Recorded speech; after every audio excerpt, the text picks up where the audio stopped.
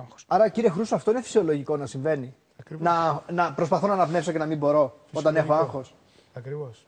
Οι άνθρωποι έχουμε το λεγόμενο μετοπιαίο και προμετοπιαίο λοβό, ο οποίος είναι για να ελέγχει τις πράξεις μας και τις σκέψεις μας. Και άρα, με τη σωστή αναπνοή μπορούμε να. Υπάρχει απόδειξη ότι μπορούμε να ελαττώσουμε το άγχος. Για να μάθουμε, κυρίες και κύριοι, πολύ σύντομα πώς πρέπει να αναπνέουμε σωστά, και είναι πολύ βασικό αυτό σε μια κρίση άγχους, να το ξέρουμε. Είναι μαζί μου η κυρία Σγιάκου εδώ. Καλώς ήρθατε. Είστε καθηγήτρια της γιόγκα και θα μας βοηθήσει και ένας συνεργάτης σας, ο οποίος καλό είναι να έρθει μέσα.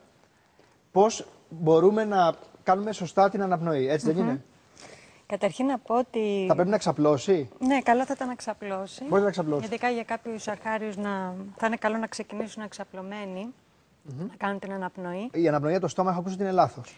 Βέβαια, η αναπνοή από το στόμα είναι λάθος και όπως λένε οι Ινδοί, όπως δεν τρως από τη μύτη, έτσι δεν πρέπει να αναπνέεις από το στόμα. Θα μας δείξετε πρακτικά πώς γίνεται αυτή η αναπνοή, Βεβαίως. η σωστή αναπνοή? Μπορώ να σηκωθώ. Ναι. Λοιπόν, το σημαντικότερο είναι να καταλάβει ο κόσμος ότι έχουμε 3 διαφορετικές αναπνευστικές ζώνες. Η πρώτη είναι η στερνική, η πλευρική και διαφραγματική, δηλαδή η κοιλιακή. Οι περισσότεροι άνθρωποι, ειδικά οι γυναίκες, αναπνέουν στερνικά, δηλαδή ρηχή αναπνοή.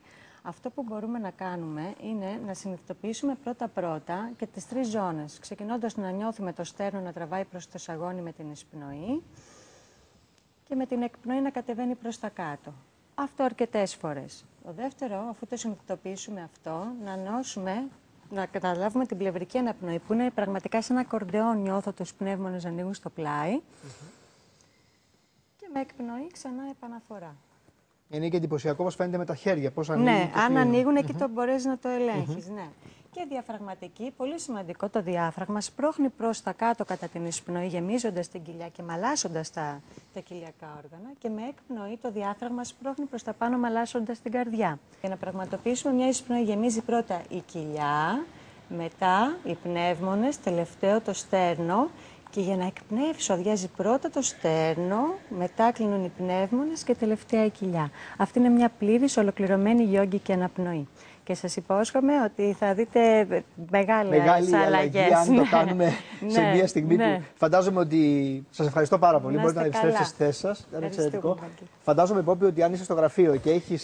Ξαπλώνω και τετρέλα το στρωματάκι μου μαζί, το στρώνω. Το στρώνεις και αρχίζεις τις αναπνοές. Ξαπλώνω και αρχίζω τις. Δεν ξέρω αν είναι τόσο απλό, αλλά μπορεί να το κάνεις όταν κάθεσαι, βέβαια. Δεν είναι απαραίτητο να ξαπλώσεις.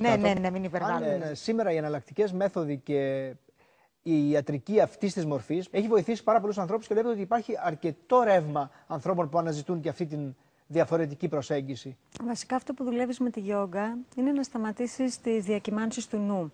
Όπως λέω στο χέρι σου σταμάτα, να μπορείς να πεις και στη σκέψη σου κάποια στιγμή σταμάτα. Από όλες αυτές τις πληροφορίες που βομβαρδίζεσαι καθημερινώς, να πεις σταμάτα. Θέλω να μείνω εδώ ήρεμος, μόνος μου, ήσυχος. Κυρία Καλημασιά,